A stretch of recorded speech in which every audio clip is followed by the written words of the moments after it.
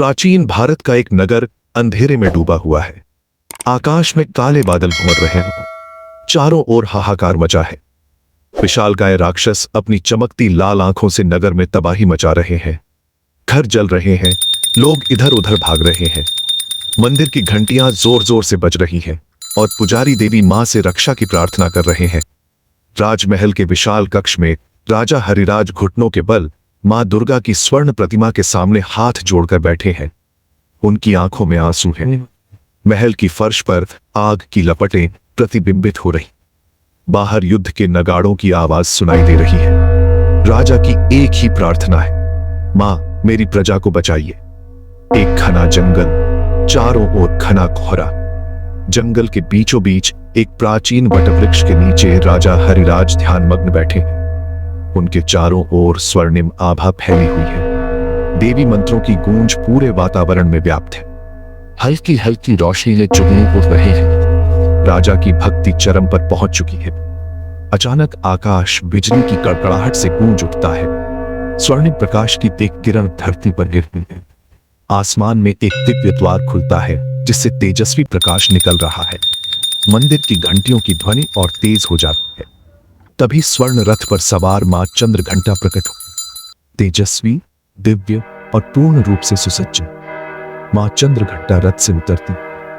उनके 10 हाथों में दिव्य अस्त्र शस्त्र। उनके मस्तक पर अर्धचंद्र की ज्योति चमक रही। उनका सिंह गर्जना कर देवी की तीसरी आंख खुलती है और एक शक्तिशाली प्रकाश पूरे जंगल में जगमगा उठता है। राजा हरिराज उनके चरणों में गिरकर प्रणाम करते हैं।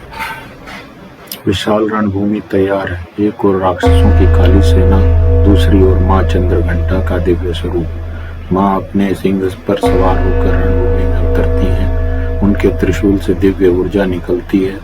युद्ध का बिगुल बज चुका है। घंटे की ध्वनि से धरती कांप उठती है। मां हर वार से राक्षसों की सेना तिनके की तरह बिखरने लगती है। राक्षसों के राजा क्रोध से कांप रहा होता है। अपने काले मंत्रों से अग्नि वर्षा करता है। आसमान रक्त लाल हो जाता है। मां चंद्रघंटा शांत भाव से अपनी तलवार उठाती हैं और सभी अग्निबाणों को काट डालती हैं। उनकी शक्ति अडिग है और अपराजेय है। राक्षसों का सेनापति अब मां चंद्रघंटा के सामने वह अपना विशाल शरीर और बढ़ा लेता है। उसकी तलवार से काला जादू निकल रहा है। मां अपने गदा और तलवार से उस पर प्रहार करती है। अंत में मां अपनी घंटा उठाकर जोर से बजाती है। इस दिव्य ध्वनि से राक्षसों की समस्त माया समाप्त हो जाती है। सेनापति धरती पर गिरता है और राख में बदल जाता है। युद्ध समाप्त हो चुका है।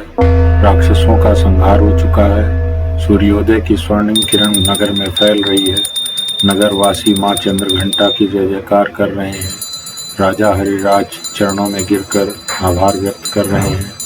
मां आशीर्वाद देती हैं, जहां भक्ति और साहस होगा वहां हमेशा विजय होगी। अब मां का कर्तव्य पूर्ण हो चुका है। आकाश से एक स्वर्णिम सीढ़ी उतरती है। मां उस पर चढ़ती हैं। उनका स्वरूप धीरे धीरे प्रकाश में विलीन हो जाता है। मंदिर की घंटियां फिर से गूंज उठती हैं। आकाश से पुष्पों की वर्षा हो रही है। नगर में शांति और समृद्धि लौट आई है। जय हो मां चंद्रघंटा की। जय माता दी।